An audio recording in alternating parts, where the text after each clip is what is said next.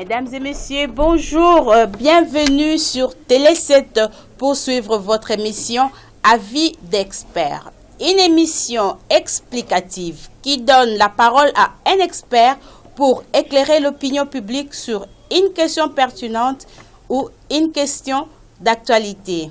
Nous avons le plaisir de recevoir sur ce plateau de Télé 7 le docteur Jean-Louis Louboya, qui est médecin des hôpitaux en RDC et spécialiste des soins de diabète. Avec lui, nous allons discuter de la question des difficultés de prise en charge des diabétiques en RDC. Docteur Jean-Louis, bonjour. Vous êtes médecin des hôpitaux en RDC et vous traitez les diabètes. Cette maladie qui prend de plus en plus des ampleurs, qui présente des statistiques toujours montantes. Quelle en est les causes? Merci, madame, d'abord de me recevoir sur votre plateau. Pour parler des causes du diabète, il faudra d'abord savoir que le diabète est actuellement un problème majeur de santé publique. Et vous l'avez déjà dit, les chiffres sont vraiment inquiétants. Aujourd'hui, l'OMS parle de 422 millions de personnes dans le monde qui sont atteintes de diabète. Ce sont les chiffres de 2014, alors qu'en 1980, on était à 108 millions. Et on pense même que d'ici 2025, on sera à plus de 450 millions de diabétiques.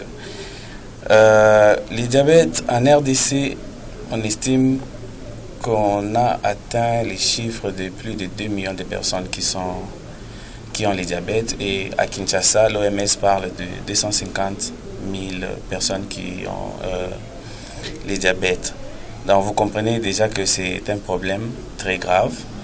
Et pour parler des causes du diabète, on parle très souvent de l'urbanisation qui crée un mode de vie tel que les gens sont sédentaires, donc les gens ne pratiquent pas de l'exercice physique. On se lève le matin, on est dans son véhicule, on arrive au bureau, on est assis toute la journée, on emmagasine beaucoup d'énergie et on dépense moins, et ça crée un déséquilibre dans le corps et ça crée le diabète. Vous avez les changements de style de vie. Aujourd'hui, tout le monde veut vivre comme un Occident. On parle de l'occidentalisation. Donc, toutes ces habitudes font que aujourd'hui, on a des chiffres qui augmentent dans le monde. Donc, c'est ce que je peux dire sur ce qui concerne les causes. Les chiffres qui ne font que monter, oui, vous l'avez dit, parce que tout le monde veut vivre comme en Occident. Mais qu'est-ce que vous prévoyez pour éradiquer cette maladie? Qu'est-ce que vous prévoyez? Quelles sont les solutions que vous proposez pour éradiquer les diabètes? Parce que pour empêcher les chiffres de ne faire que monter.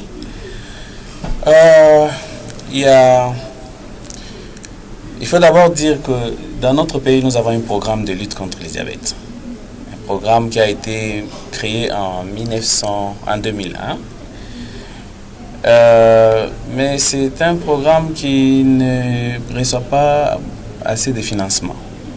Parce que pour éviter que les chiffres ne puissent augmenter, il faut d'abord que les gens connaissent qu'ils ont la maladie. Donc nous avons un problème de déficit de dépistage. Il n'y a pas de dépistage de masse, donc les gens ne savent pas qu'ils sont diabétiques.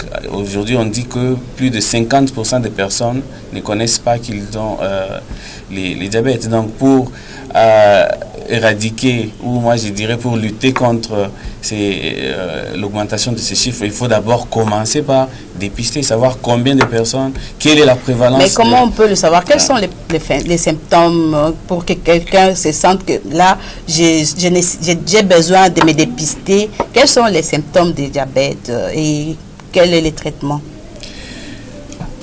Voilà, pour que je vous parle des symptômes, je vais d'abord vous définir un peu le diabète, vous donner les types de diabète et puis vous dire qu'est-ce qu'il faut pour les traitements. Le diabète, c'est une maladie qui arrive lorsque le pancréas ne sécrètent pas du tout l'insuline, ou carrément l'organisme ne parvient pas à utiliser l'insuline qui est sécrétée. Donc d'une part, vous avez les pancréas qui ne sécrètent pas suffisamment d'insuline, et d'autre part, vous avez un pancréas qui sécrète l'insuline, mais l'organisme ne sait pas utiliser cette insuline.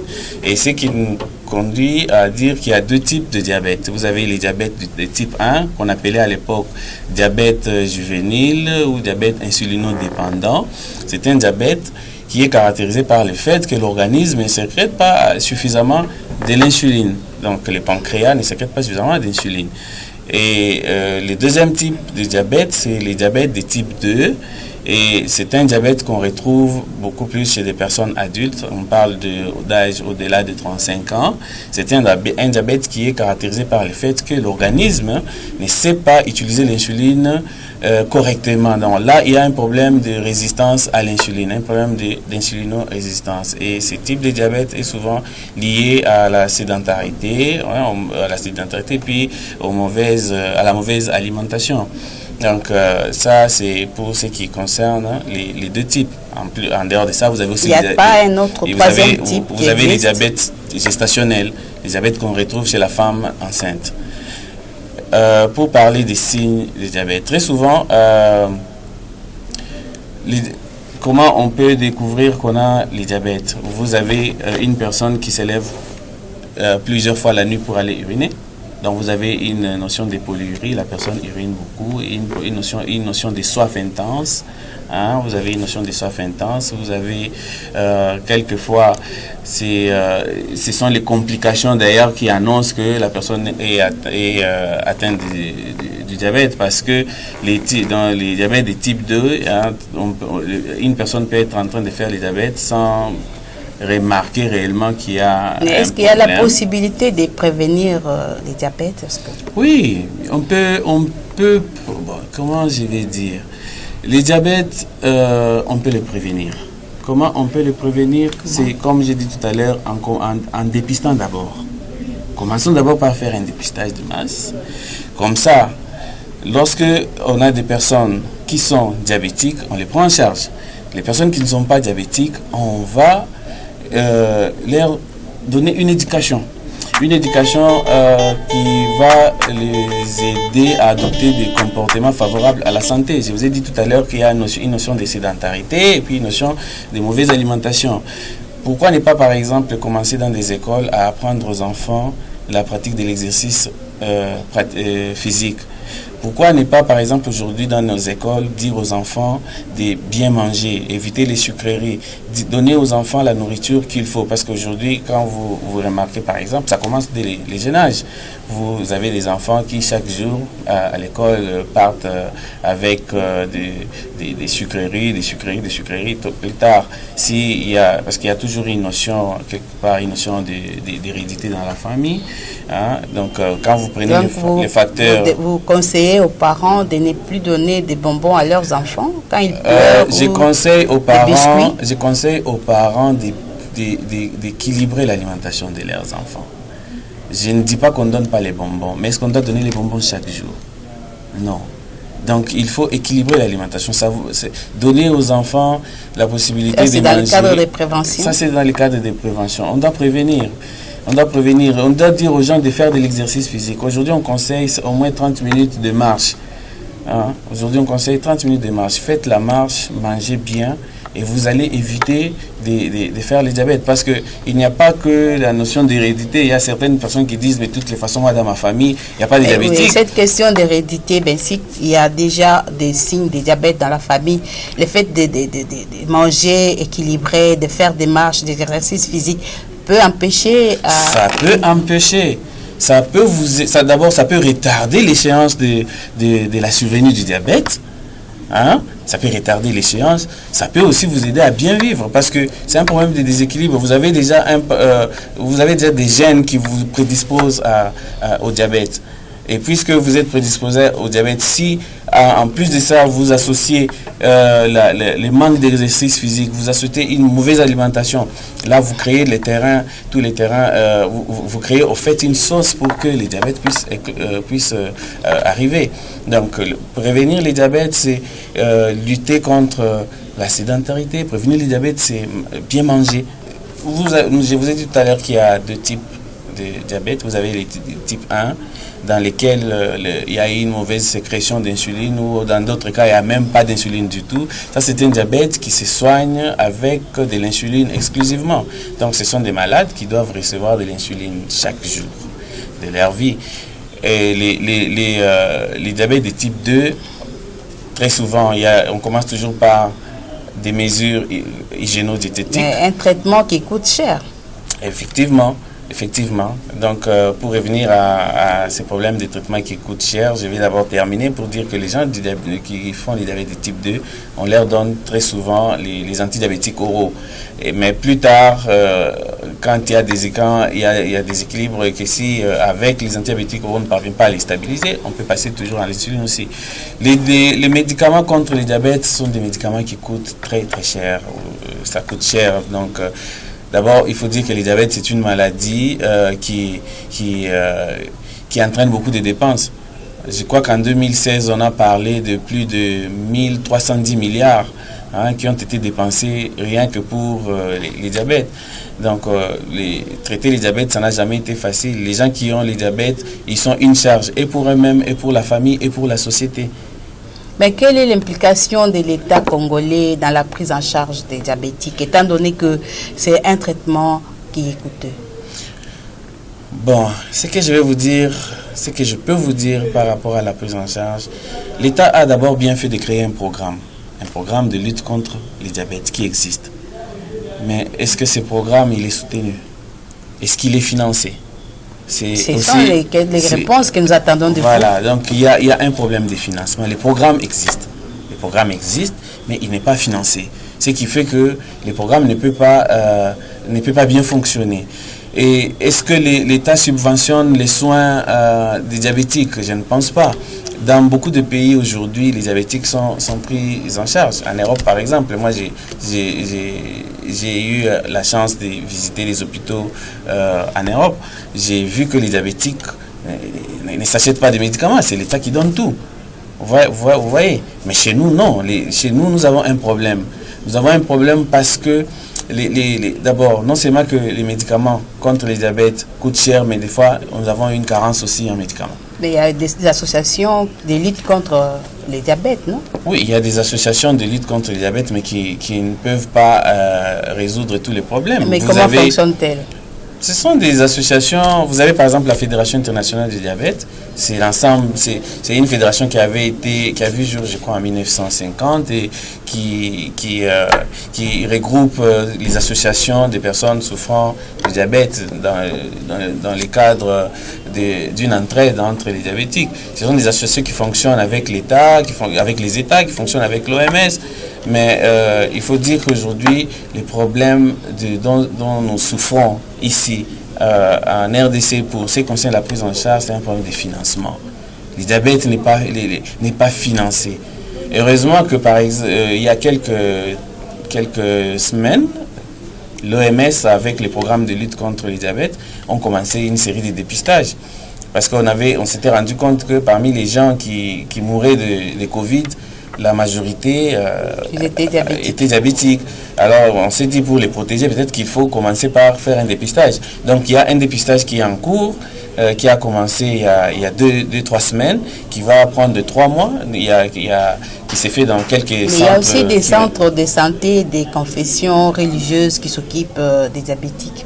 Vous pensez que ces centres-là sont vraiment agréés à faire ce travail-là? Ce sont des centres qui appartiennent au réseau. Nous avons un vaste réseau de prise en charge du diabète.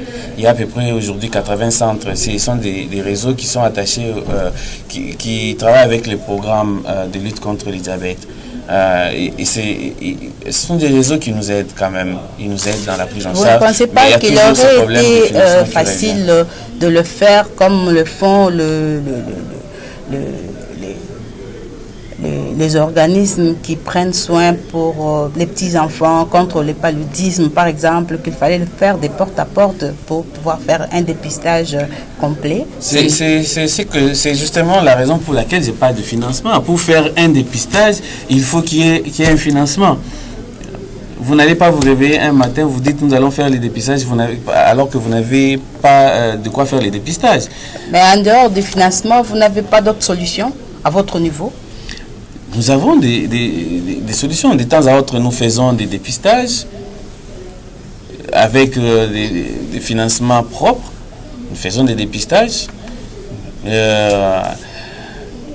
Nous essayons de faire l'éducation. Il y a un centre d'ailleurs d'éducation au niveau des premières rues où on essaie de donner aux diabétiques les leçons qu'il faut pour apprendre à vivre avec leur maladie.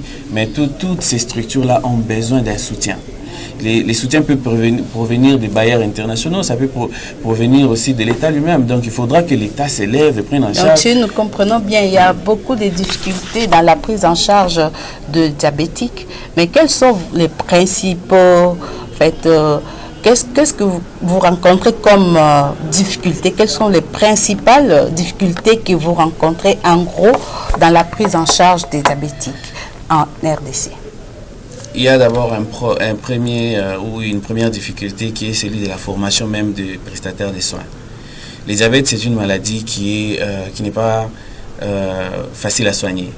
Parce que c'est une maladie, chaque personne développe le diabète à sa façon. Donc quand je dis à sa façon, ça veut dire que vous n'allez pas traiter une personne de la même façon. Deux personnes plutôt de la même façon. Parce que quelqu'un peut être diabétique obèse, l'autre peut être diabétique et ne pas être obèse. Donc ce que je vais dire par là, c'est quoi? C'est que les soins des diabétiques doivent être uniformisés. Pour ça, il faut former les gens.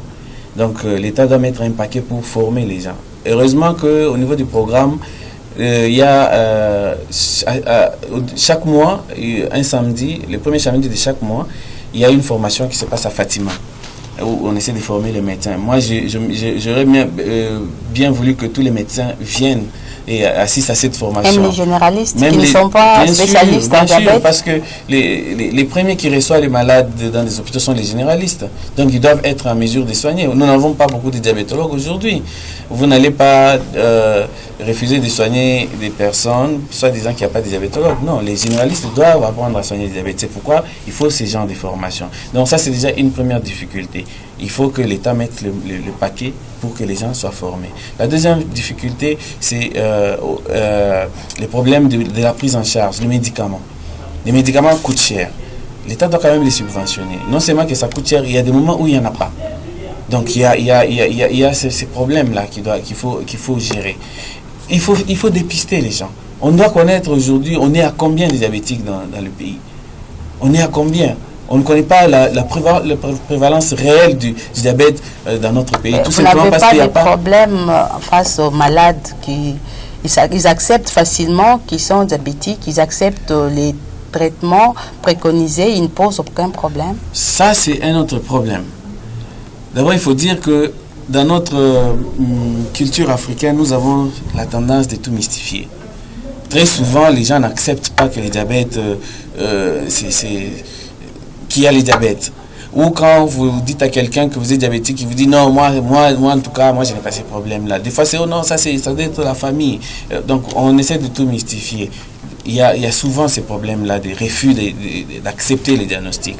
Et d'ailleurs, pour ça, ailleurs, on fait ce qu'on appelle l'éducation thérapeutique, où on essaie de donner à la personne des leçons qu'il faut sur comment vivre avec sa maladie. Pour une personne qui refuse d'accepter les diagnostics et qui néglige les traitements, quels sont les dangers? Ça, c'est très grave, parce que le diabète, c'est une source de beaucoup de complications. D'ailleurs, d'abord, il faut dire que le diabète, c'est la première cause c'est un facteur de risque des maladies cardiovasculaires. Les facteurs, ils vous donnent des complications. Il est la première cause de cécité. Donc, le diabète peut facilement vous détruire la vue. Et si vous n'avez qu'à circuler dans les centres ophtalmologiques aujourd'hui, vous allez voir que la plupart de ceux qui ont des problèmes de vue, ce sont des diabétiques. Les diabètes, ils vous créent l'insuffisance rénale. Les diabètes, ils vous créent des amputations. C'est même la première cause d'amputation en France, par exemple. Les diabètes, ils vous créent des AVC. Donc, vous voyez déjà que... Donc, les diabètes vous créent des AVC. L'AVC n'est pas dû à la tension qui monte. Vous savez, les diabètes et la tension marchent de pair. Les diabètes et la tension marchent de pair. Je viens de vous dire tout à l'heure que les diabètes, c'est un facteur de risque des maladies cardiovasculaires. Donc, qui dit maladie cardiovasculaire voit les vaisseaux, voit le cœur. Et l'hypertension a à voir avec les vaisseaux et le cœur. Donc, quand vous faites le diabète, si vous n'êtes pas bien suivi, vous finirez par faire des problèmes cardiovasculaires. Donc, il faut absolument aujourd'hui que les gens comprennent que le diabète crée toutes ces complications-là. Et si on ne soigne pas le diabète, si on ne se fait pas soigner, si on ne prend pas en charge correctement le diabète, on va finir à ça. Et vous savez combien coûtent les soins de quelqu'un qui a une insuffisance rénale, qui doit faire une dialyse? Ça coûte trop cher. C'est une charge. Et pour l'État, une charge pour la famille. Vous avez une insuffisance rénale et qu'il faut la dialyse. Si vous avez à dépenser $100 tous les 3 jours, et vous le faites comme ça toute votre vie, si vous n'avez pas encore trouvé des reins pour faire une transplantation rénale, vous voyez ce que ça peut coûter à la famille. Mais qu'est-ce que vous pouvez donner comme solution pour pouvoir développer les secteurs de santé en RDC? Les secteurs de santé en général. Les secteurs de santé, pour les développer. D'abord, il faut dire que ça nous fait mal aujourd'hui. Parce que c'est l'histoire qui nous l'a dit. Les Sud-Africains, les gens des pays qui nous entourent venaient se faire soigner chez nous. Mais aujourd'hui, c'est un mouvement contraire que nous observons. Les gens partent en Inde, les gens partent au Maroc, en Tunisie, partout en Europe pour se faire soigner parce qu'ils estiment que les soins ne sont pas de qualité ici en RDC. Et les gens qui partent en Europe, ce n'est pas les petits Congolais. Je vais y arriver. Ceux qui ont les moyens, ils se font soigner. Et ceux qui n'ont pas de moyens? Ceux qui n'ont pas de moyens, ils ont des sérieux problèmes. Ils doivent mourir et être enterrés dans le calme. On essaie de faire avec ce qu'on a. On essaie de faire avec ce qu'on a, mais au moins il semble, je ne dis pas que c'est ça, mais il semble qu'il y a sur la table du gouvernement un projet d'assurance maladie. Si ce projet arrivait, vous verrez que ça sera une bonne chose. Et en attendant les projets, il n'y a pas d'autre solution? Il y a des mutuelles qui se créent à gauche à droite. Moi, je demanderai aux gens de s'affilier à des mutuelles aujourd'hui parce que les soins coûtent trop cher. Comment accéder à ces mutuelles si on n'a pas l'information? Je suis en train de donner des informations. Il y a une information. J'ai dit qu'il y a aujourd'hui des mutuelles de santé. Je crois que si vous allez sur Google, vous écrivez mutuelle de santé Kinshasa, vous allez trouver. Il y a des gens qui ont déjà créé des mutuelles. Ça continue. Donc, quelles sont les conditions pour faire partie de ces mutuelles, pour être prise en charge? Vous adhérez juste à une mutuelle et puis vous... Il n'y a pas de frais? Il y a des frais, bien évidemment, mais ce sont des frais qui sont réduits. Il y a des mutuelles où vous faites une cotisation de $10 tout le mois. Il y en a qui vont jusqu'à $20, ça dépend. Donc, mais vous savez que le peuple congolais, ils vivent avec $1 par jour. Comment il peut trouver $10 pour contribuer aux mutuelles et être pris en charge quand ils tombent malades, étant donné que beaucoup de Congolais sont des chômeurs, vous savez? C'est vrai. C'est pourquoi j'ai dit que l'État doit faire un effort pour aider la population à avoir accès aux soins. Les mutuelles, ce sont des privés, mais si l'État crée un système d'assurance maladie, ça sera une bonne chose. Nous espérons que l'État pourra écouter votre cri d'alarme parce que vous avez demandé à maintes reprises l'implication de l'État dans la prise en charge de malades en RDC. Donc, nous espérons que ces cris pourra atteindre les personnes concernées pour pouvoir agir et éradiquer ces problèmes. Nous vous écoutons. Donc, vous avez la parole. Je ne vous arrache pas la parole. Donc, les Congolais qui n'ont pas de moyens de s'acheter à manger, ils doivent avoir les moyens de pouvoir contribuer pour les soins. Ceux qui peuvent contribuer peuvent le faire. Je sais que c'est difficile, mais comme on a toujours dit, mais la santé, c'est un droit pour tous. C'est un droit pour tous. C'est pourquoi j'ai dit l'État doit s'impliquer pour ça. L'État doit s'impliquer pour que les gens puissent bien se faire soigner. Et il est triste de voir chaque fois l'argent partir de la RDC pour l'Europe, pour l'Inde. Ça fait du mal. Ça fait du mal. Tout cet argent qu'on envoie à l'extérieur pour les soins, si on pouvait les canaliser ici. il faut que l'État crée des hôpitaux. Je sais qu'il y a des choses qui se font et ça va aller. L'État doit créer des hôpitaux, l'État doit former des médecins, l'État doit subventionner les soins. C'est la charge de l'État. Mais si vous osez en parler à haute voix, vous risquez de subir le même sort qu'un musicien congolais qui a parlé de l'état de nos hôpitaux en général, qui a été interpellé. Vous pensez que ceci devrait être un sujet tabou? Ce n'est pas un sujet tabou. Moi, je n'ai pas dit que l'État ne fait rien. J'ai dit que l'État fait déjà quelque chose. Je vous ai parlé du programme de lutte contre les nationales. Mais si vous interpellez l'État justement dans cette matière, et vous risquez aussi d'être interpellé par... Non. C'est comme un parent qui a des enfants et qui oublie qu'il doit les prendre en charge. Je demande à l'État congolais de prendre ses responsabilités par rapport à ça.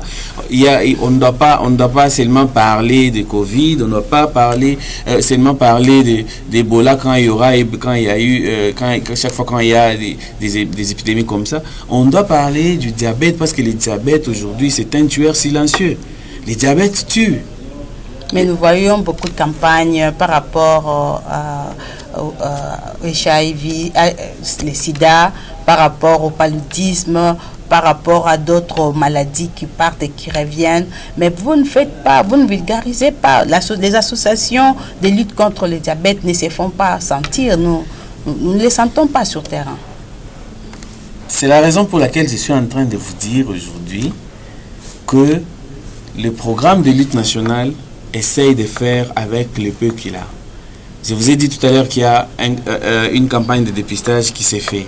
C'est déjà quelque chose de bien, mais ça ne doit pas s'arrêter là, parce que Kinshasa n'est pas la République démocratique du Congo. Il y a toutes les provinces qui sont là, qui doivent aussi être traitées de la même façon que Kinshasa. Donc ça veut dire qu'il faut de l'argent pour dépister tout le monde.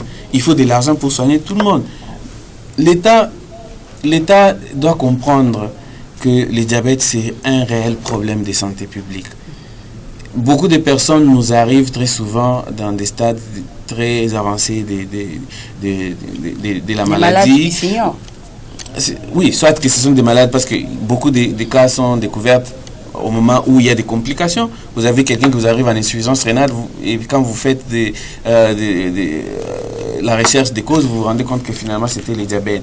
Ce diabète a évolué depuis longtemps. Donc l'État doit nous aider aujourd'hui à dépister les gens. Connaître combien de personnes nous avons qui sont atteintes de diabète. Les prendre en charge à temps. Parce que quand on prend en charge à temps, on évite les complications et on sauve la personne.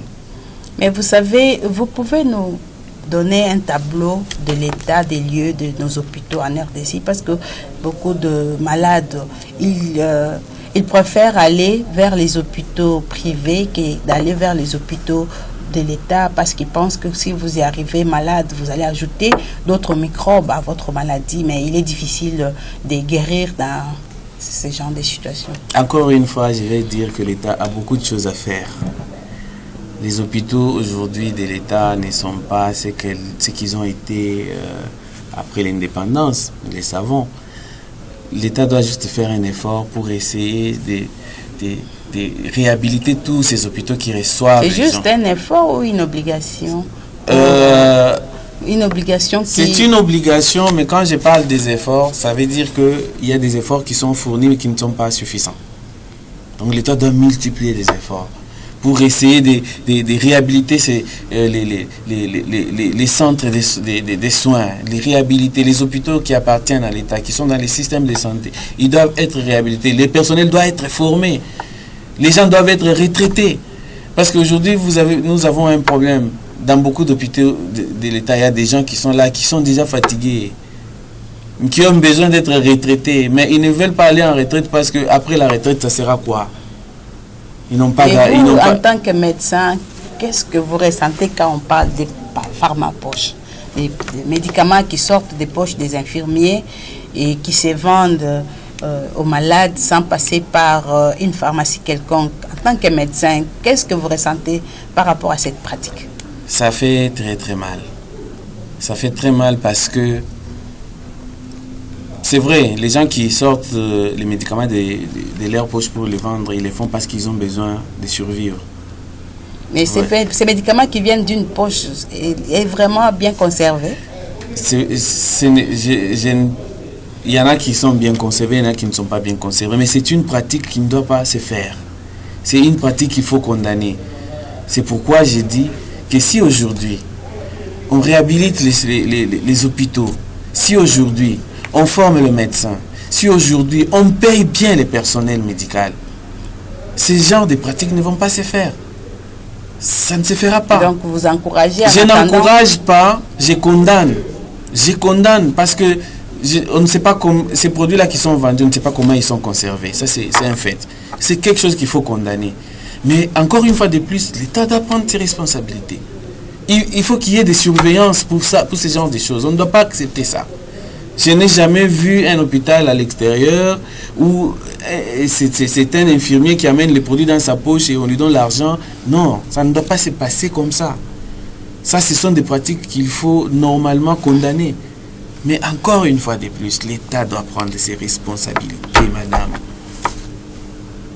C'est bien d'interpeller l'État, mais les médecins, les infirmiers aussi, surtout par rapport à votre serment d'Hippocrate, il ne faut pas mettre à l'avant les cautions ou les montants payés, mais il faut mettre en avant d'abord les soins, sauver des vies. Mais ces derniers temps, vous verrez qu'il y a un malade qui est là, délaissé, mais parce qu'on n'a pas d'argent, personne ne touche.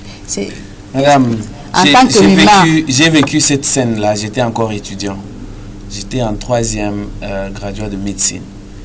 Ma belle-sœur était malade. Je l'avais amenée dans un hôpital, j'étais le nom. Je ne fais pas de polémique. Et vous savez ce qui s'est passé, c'est quoi? Il arrive là où on était, nous on n'avait pas encore payé. Il demandait ce qu'ils ont payé. Non, ils n'ont pas encore payé. Les médecins sautent, notre lit, il passe. Et cette indifférence j'avais eu mal. Ça fait partie de votre formation en tant que médecin? Ça ne fait pas partie de notre formation. Un médecin ne doit pas se comporter comme ça. Un médecin doit soigner. La plupart des médecins se comportent comme ça.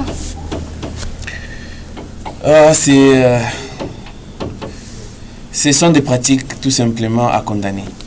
Tout simplement. Je ne sais pas dire grand-chose là-dessus, mais je dis que quand chacun doit essayer de voir quelle est la motivation qu'il avait quand il s'est décidé de faire la médecine. Moi, je sais pourquoi j'ai fait la médecine. Et aujourd'hui, vous pouvez demander à ceux qui me connaissent, à mes malades, que moi, j'ai fait ma médecine par vocation, sans chercher à en faire un fonds de commerce. Même docteur Jean-Louis, vous savez que nous courons derrière les temps. Nous allons chuter. Qu'est-ce que nos téléspectateurs peuvent retenir de votre passage sur Télé 7? Je suis passé sur Télé 7 pour parler du diabète. Je voudrais que les téléspectateurs sachent que le diabète, c'est un tueur silencieux. Il tue. Et pour ça, les gens doivent apprendre à se protéger. Comment se protéger contre le diabète? En étant actif, en évitant d'être sédentaire. On doit faire de l'exercice physique, on doit marcher. Au moins 30 minutes par jour. Donc, si vous parlez des protections, le diabète est contagieux? Quand je parle de protection, c'est une protection personnelle. Le diabète n'est pas une maladie contagieuse. Non. Le diabète n'est pas une maladie contagieuse. Quand je parle de protection, en fait, je veux parler de la prévention. Et comment je dois faire pour ne pas tomber dans le diabète? Parce que je peux ne pas être issu d'une famille de diabétiques, mais je deviens le premier diabétique de ma famille, tout simplement parce que j'ai adopté un mauvais style de vie. Je ne fais pas d'exercice physique, je mange tout ce qui passe devant mes yeux et puis finalement j'ai une obésité. Vous savez, aujourd'hui, on pense que quelqu'un qui fait l'obésité, il est gros, ainsi de suite. Mais vous avez un type de personne qui est maigre avec un gros ventre. Ça, c'est de l'obésité androïde, c'est une graisse abdominale qui est néfaste pour la santé. Cette graisse crée la résistance à l'insuline et vous fait passer pour un diabétique.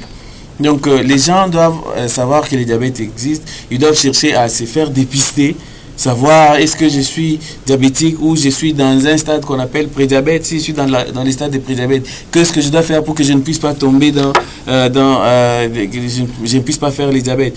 Donc les gens doivent connaître tout sur le diabète, chercher à se dépister et l'État doit nous aider aussi Merci, docteur Jean-Louis Louboya. Merci de nous avoir honorés en acceptant notre invitation. Nous pensons que ce n'est pas la dernière fois. Nous espérons vous revoir sur ces jolis plateaux de Télé 7 pour un autre numéro. Merci nos téléspectateurs. Merci à vous tous qui nous avez suivis. Merci pour votre attention.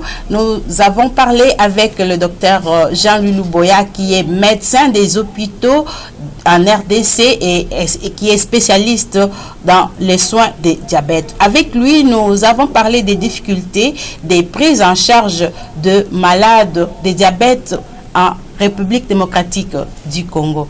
D'ici là, nous allons vous laisser. N'oubliez pas notre rendez-vous pour dimanche prochain à 21h avec un autre expert. N'oubliez pas de nous suivre en rediffusion mardi à 12h. Merci de rester branchés pour la suite de nos programmes. Au revoir.